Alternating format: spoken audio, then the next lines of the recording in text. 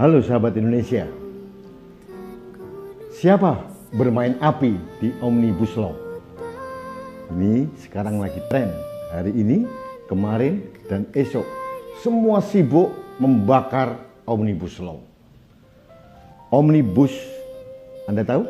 Itu adalah bus yang pertama kali diperkenalkan di Paris tahun 1820. Itu bus yang bisa mengangkut begitu banyak orang. Makanya disebut dengan bus omni atau omnibus. Kemudian sejarahnya omnibus ini dikembangkan di Amerika Latin menjadi semua saja yang bisa masuk dalam satu keranjang dinamakan omnibus. Gitu. Kalau Anda makan semua hal dan digabungkan dalam satu perut, namanya perut Anda adalah perut omnibus, katanya begitu. Nah, sahabat Indonesia, Omnibus Law adalah suatu undang-undang yang merangkum begitu banyak undang-undang yang ada untuk dipadukan, disatukan dalam suatu kerangka undang-undang yang integratif. Itu semangat yang ingin disampaikan Presiden Jokowi. Karena apa? Indonesia dari dulu terkenal undang-undang satu ke undang-undang yang lain saling tabrakan. Nah, ini yang tidak dikehendaki oleh Presiden Jokowi. Makanya dia memerintahkan pembantunya dan kerjasama dengan anggota DPR untuk membuat yang namanya Omnibus Law. Dari 79 undang-undang disatukan dalam keranjang Omnibus Law dan ada 11 klaster. Nah, salah satu klaster yang mendapatkan resistensi cukup keras adalah klaster Undang-Undang Cipta Lapangan Kerja. Ini yang sedang ramai. Sahabat Indonesia, kita harus mengakui bahwa ide Presiden Jokowi membuat Omnibus Law untuk Undang-Undang Cipta Lapangan Kerja itu luar biasa. Semangatnya adalah memadukan undang-undang yang saling bertabrakan selama ini dalam satu undang-undang yang permanen yang mengatur semuanya. Bukan hanya pekerja, tapi juga iklim usaha yang menyangkut masalah iklim investasi di Indonesia. Kita membutuhkan itu. Kenapa? Terkhusus pada saat pandemi sekarang, kita membutuhkan recovery yang luar biasa, dan itu kita membutuhkan investor asing untuk masuk di Indonesia. Sahabat Indonesia, Indonesia terkenal menjadi negara yang tidak terlalu seksi bagi investor. Kenapa? Bukan karena sumber daya kita tidak melimpah, bukan karena apa. Yang paling utama ternyata karena tidak ada kepastian hukum di negeri ini. Itu yang mereka katakan. Hukum atau peraturan sering tumpang tindih sehingga mereka bingung. Nah, ini yang akan dipersatukan oleh Presiden Jokowi dalam suatu undang-undang yang sangat integratif yang namanya Omnibus Law, Undang-Undang Cipta Lapangan Pekerja. Artinya ini penyempurnaan dari undang-undang yang ada. Bukan menghapuskan atau bukan malah merugikan para pihak yang di dalamnya. Dalam Undang-Undang Cipta Lapangan Kerja tidak ada satupun pasal-pasal yang merugikan buruh atau pekerja. Tidak ada satupun yang merugikan asosiasi pengusaha atau investor. Intinya Presiden Jokowi ingin membuat iklim usaha yang kondusif. Makanya beliau ingin dikenang sebagai Bapak Omnibus Law di Indonesia. Tapi pertanyaannya sekarang, mengapa Omnibus Law, khususnya yang klaster Undang-Undang Cipta Lapangan Kerja ini, begitu mendapat tolakan? Nah, ada beberapa hal. Saya mengkritik juga pemerintah dan DPR, bahwa mungkin selama ini pemangku kepentingan yang ada mulai dari asosiasi pekerja atau federasi buruh atau yang lain-lain atau mungkin akademisi kurang didengar suaranya. Makanya menimbulkan resistensi. Tapi kalau dari versi pemerintah atau versi DPR, mereka sudah melakukan itu. Mungkin kurang optimal. Nah, sahabat Indonesia, beberapa hari ini muncullah tolakan-tolakan Omnibus Law, Undang-Undang Cipta Lapangan Kerja. Muncul berbagai keluhan-keluhan bahwa Undang-Undang Cipta Lapangan Kerja merugikan buruh ini. ada mungkin 12 item. Ternyata begitu ditelisik lebih dalam lagi, semuanya hoax alias berita palsu. Kenapa?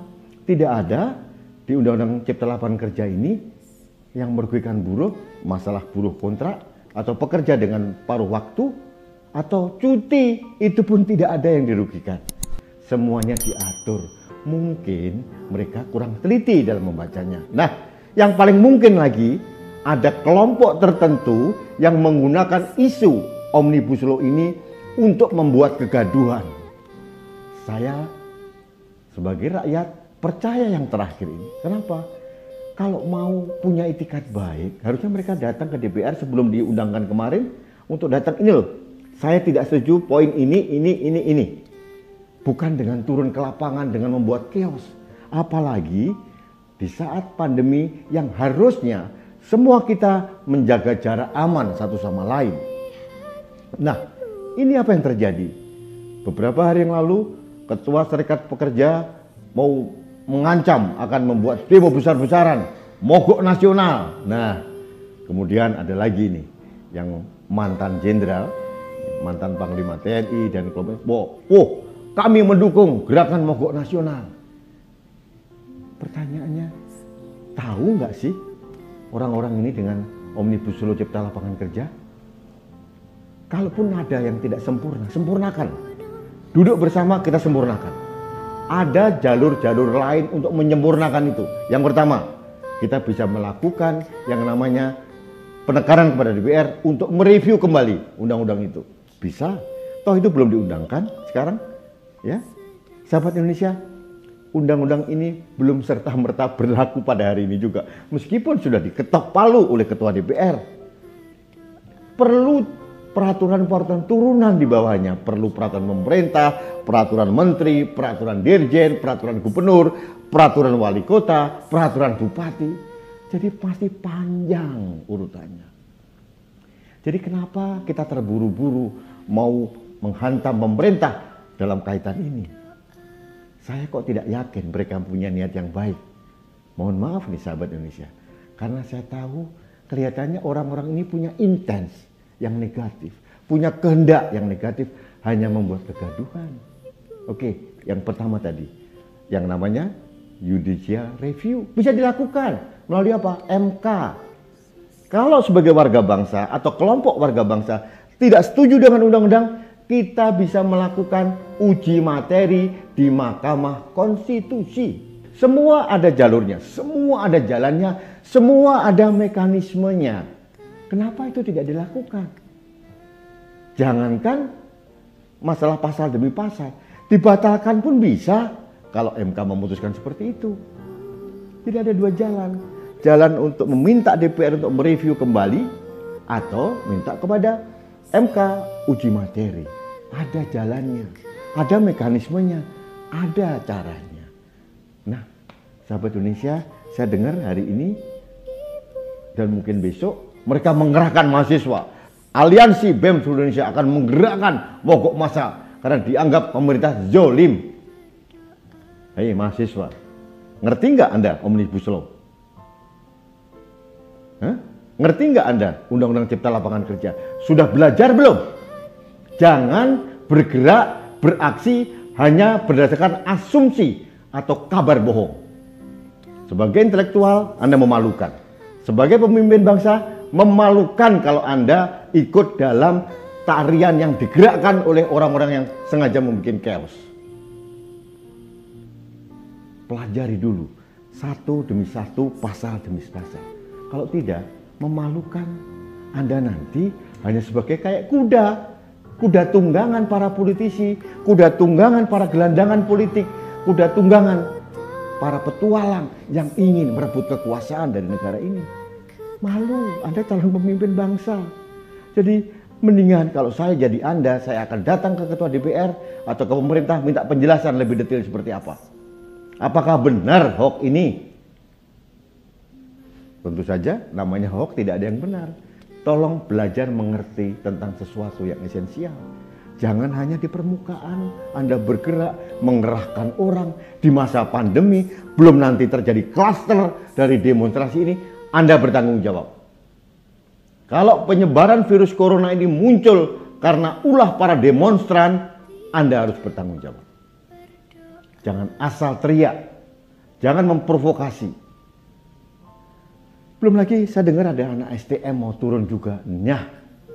Semakin kuat dugaan saya bahwa demo-demo untuk menolak Omnibus Law ini adalah demo-demo yang sangat manipulatif dan rekayasa. Oleh siapa? Oleh orang-orang yang menginginkan kegaduhan di negeri ini. Saya bukan pendukung pemerintah, tapi saya mendukung Indonesia. Saya menginginkan ada kedamaian, saya menginginkan kehidupan yang harmoni. Apalagi di masa pandemi ini. Semua lagi bertahan dari serangan virus, semua lagi bertahan dari serangan pandemi ekonomi yang menghantam kita. Anda merusaknya dengan serta-merta. Ini sangat tidak fair. Jadi saran saya kepada adik-adik mahasiswa atau ada di STM atau kelompok-kelompok pekerja, jangan mau Anda dijadikan tunggangan kaum politisi busuk yang sekedar ingin memanfaatkan keberadaan Anda di lapangan. Yang rugi siapa? Anda. Nanti kalau investor tidak mau datang ke sini, nanti kalau pengusaha hengkang dari Indonesia, pabrik-pabrik tutup, siapa yang rugi? Anda bukan? Tidak ada dalam pasal demi pasal di Undang-Undang Nomor 13 Tahun 2003 tentang ketenagakerjaan yang dihilangkan dari Undang-Undang Cipta Lapangan Kerja ini, justru disempurnakan. Pelajari itu. Jangan hanya beraksi, berasumsi dari tulisan WA Group atau media sosial yang lain. Cross check, bener nggak sih? Bisa cross check di media mainstream, televisi, media yang akurat. Jangan media abal-abal. Jangan dari Instagram saja, jangan dari WA saja. Demo-demo tahun kemarin diputar, ini kerusuhan di sini diputar kembali. Hanya apa? Menebarkan ketakutan. Hati-hati, negara kita ini sedang digerogoti dari dalam. Bukan oleh orang asing, tapi oleh orang kita sendiri. Oleh siapa? Orang yang ngebet pengen berkuasa. Sahabat Indonesia, hati-hati. Kalau tidak sempurna, mari kita sempurnakan. Kalau tidak lurus, mari kita luruskan. Pemerintah itu bukan dewa. Presiden bukan manusia setengah dewa. Bisa juga diberikan masukan, bisa diberikan saran. Intinya ada niat baik dari kita. Dan saya mohon maaf ini sahabat Indonesia, saya tidak melihat niat baik dari para pentolan demo, pentolan yang menggerakkan, memobilisasi orang untuk turun ke lapangan di masa pandemi ini. Mereka adalah orang-orang yang tidak bertanggung jawab. Kenapa? Mereka mengorbankan kesehatan para pekerja, mengorbankan para mahasiswa, mengorbankan pelajar STM untuk turun ke lapangan, berhadapan dengan aparat keamanan. Mereka hanya ingin menimbulkan chaos, menimbulkan kegaduhan. Kasihan polisi kita, kasihan tentara kita, harus dibenturkan dengan sesama. Jahat sekali orang yang mempunyai niat seperti itu. Jadi maaf, ya, tolong Anda sabar dan mohon Anda jangan terpancing dengan provokasi. Negara ini sedang ada cobaan, ada pandemi corona yang belum berakhir. Mari bersama bersatu padu mendukung lingkungan kita untuk menjadi sehat dari segi kesehatan maupun dari segi ekonomi. Jangan membuat kegaduhan. Bagi para pekerja tolong belajar. Apa sih yang Anda proteskan? Ada atau tidak? Dihilangkan atau tidak? Jangan keburu emosi, terlalu reaktif dari berita-berita bohong. Baik sahabat Indonesia, demikian opini saya tentang siapa yang bermain api di Omnibus Law Undang-Undang Cipta Lapangan Kerja. Saya sekali lagi tidak percaya dengan niat baik orang-orang yang ingin menciptakan kegaduhan di negeri ini. Saya hanya ingin semua pihak, semua pemangku kepentingan, semua kita untuk saling bersinergi membangun bangsa ini, menciptakan kedamaian, bukan kegaduhan. Apalagi dirongrong oleh orang-orang yang pengen negeri ini gaduh hanya karena dia ambisi menjadi seorang presiden atau penguasa. Kalau terjadi instabilitas keamanan di negeri ini, siapa yang rugi? Mereka yang di daerah Menteng, mereka yang di daerah Sudirman atau daerah Cendana? Bukan, kita rakyat kecil yang rugi. Ya, mereka enak-enak uangnya sudah melimpah ruah, di luar negeri sudah banyak uangnya mereka. Kita nggak punya uang. Kita sedang berusaha untuk hidup, bertahan hidup demi anak kita. Jangan kita mau diperalat oleh mereka, para begudal penguasa. Mereka adalah penjahat kemanusiaan. Karena mereka tidak peduli dengan Anda. Mereka hanya peduli bagaimana berkuasa di negeri ini. Begitu sahabat Indonesia, demikian opini saya. Jangan lupa like and subscribe kanal TV Anak Bangsa. Dan satu lagi pesan saya, mari menjadi warga negara yang bijak dan cerdas. Jangan mudah terprovokasi oleh berita-berita yang belum tentu kebenarannya. Sampai ketemu lagi.